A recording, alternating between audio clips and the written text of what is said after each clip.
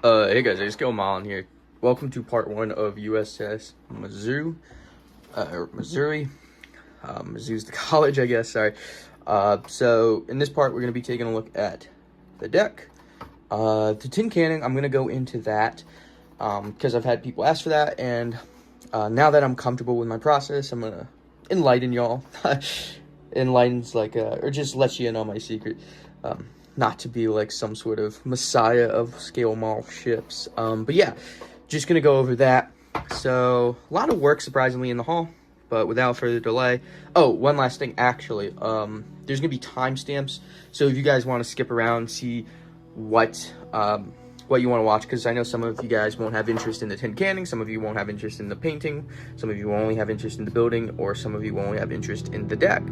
But yeah, without further delay, let's get right into it.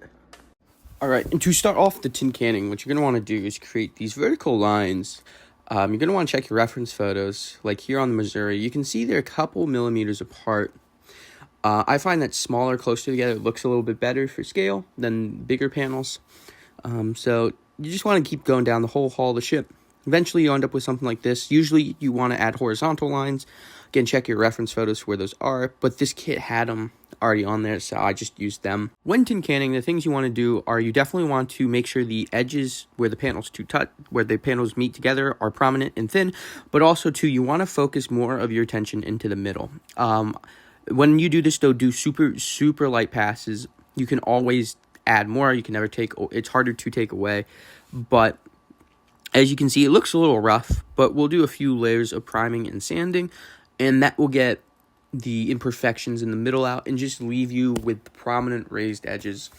And you really want it, again, with here, what happened was I did too little, so I'm just coming back into the middle of the hull dishing and just making it more concave. The thing is, you want it to basically be, when you're about a few feet away, it just looks like flat. It looks flat, it looks like how it would if you just paint the hull and nothing more. But when you get up close, that's where you see the hull plating. I think it looks really good. I think the painting can look a little weird because it doesn't. If you look on it straight on, you see the hull dishing, versus in real life, you have to look at certain angles to see the hull dishing, and that's what it imitates here. As you can see, it really toned it down. It's still a little prominent, and you'll see in the painting that I actually came back 2 times to just sand a little bit off. I mean, I don't know, maybe a millimeter or 2. That's how little a difference it can make. Finally get into construction of the hull. And these hull spacers are really good. A lot more rigid than I thought they were going to be. A lot tighter of a fit, too, which I'm glad to see. I was a little bit worried there would be some gaps in between the hull and the spacer, which, would defeat the purpose of them. I would say 2 more wouldn't have been a bad idea, but the 3 work. I'm not too worried about it. Everything feels really secure. The rudders, though, on the other hand, they kind of had a little bit of a gap that you'll see. I noticed that in the reference photos, from what I could see, they did have a gap towards the stern of the ship on the rudder, but this seemed to be more of a non-intended gap and just a product of the molding, which is kind of weird because they've been slide molding these now for a while. I mean, the Kitty Hawk ones are slide molded, and they're much bigger than these. It's just kind of too bad because this kit's a little weird in the sense that they do something so well, but then they kind of default back to not as well. I don't know. The Alaska did the catapults a lot better. It's just, I don't know. We'll see it more as it comes. It's just, I don't know. It's just some things they kind of skimped out on, I guess. But it's still a really solid kit. But yeah, there's those seams. Just a little sanding and filling, but not too bad, really. Just kind of annoying to deal with. That's probably my least favorite part of doing models is the sanding and filling part, which, hasn't been too bad so far.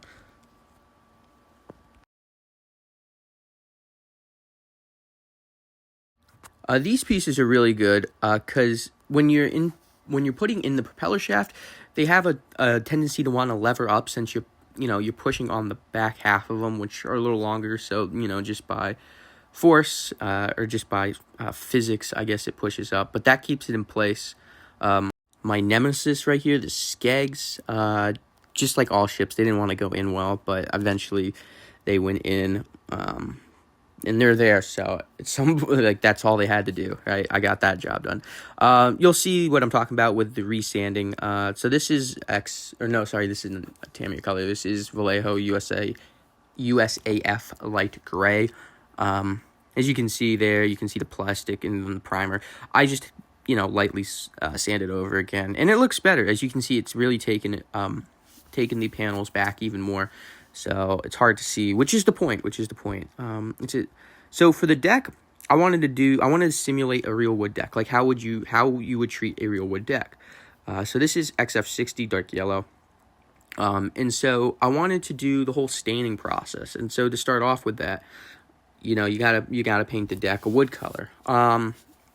I don't think this is exactly what teak would look like, because these were teak decks, but I think for in scale it holds up well. This is the Hall Red. I tried just doing a little base rust. It didn't turn out particularly well, so I just went back to the red brown, RLM something, can't remember, but it's that color. It's my go-to for U.S. Navy Hall Reds. I think it looks the bright without being like a cherry red, and it also has sort of a brown. Sometimes I tend to add a little bit of earth brown, IJA earth brown to it to make it look a little better. Then I came back here with the Hall Red, again from Vallejo, which basically it's the same color as the Tamiya one, and just highlighted some panels under the undersides of the panels, create some shadows, because they're more like overlapping panels than the kit portrays them as butt joints, if you get what I'm saying. So yeah, it's when you have such a flat surface, I think it's important to add some depth, like right here, spraying some tire black onto the black, because black fades pretty badly. Like when you have such a black surface and then the sun hits it, it's like instantaneous. I've noticed that it fades, and so that's important. I think just create a little artificial depth, a little discoloration, which always looks good. Did it for all the colors. And then coming back here with some algae color. Not usually, you want to focus the algae on the wet, dry, or like where it gets wet, where it gets dry, so around the water line. Usually algae doesn't build too much if you're moving, but still these ships did sit a little bit. Sometimes they weren't always on the move. And algae's pretty amazing stuff in terms of how much it can grow. But yeah, so we're just gluing in the deck. Nothing too difficult. Fit in really well. Actually, really snug fit. A little bit of a gap towards the bow, but luckily the little mast thing, I can't remember what that's called, goes in front of it. Just wanted to pick out a few of the panels, make it show through the deck. I'm experimenting with this, and I think it turned out well, actually. It gives it a nice sort of variation in the deck color. It's not all of them showed through, which is a good thing too, but I like the way it turned out. I really did. This is ocean gray to start off with. This is up towards the bow, metal, so I wasn't too worried about that. Still got to come back and actually do a little bit of weathering to it, because it kind of looks funny that that's so perfect while the deck is pretty beat up. This is an ultra thin, like 80% thinner, 20% blue-gray from Vallejo. And that's what I was trying to do. I was trying to act like it was a stain. Like, how would you stain a wood deck? And I think it turned out really well. Just very light passes.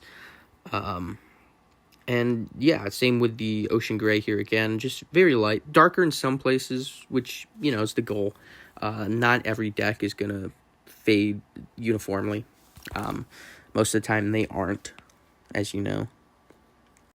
I felt it was a little empty after this, so I decided to throw out this Ammo MiG Starship wash. This is rust that I put down first. Next is the Ammo MiG Starship wash, not starfish wash. I hope you're not washing any starfishes or any starfish. I don't know. Fish is fish? I don't know. I know it's fish when you talk about multiple species, but it's fish when you talk about multiple fish of the same species. Anywho, English aside, it just went on really well.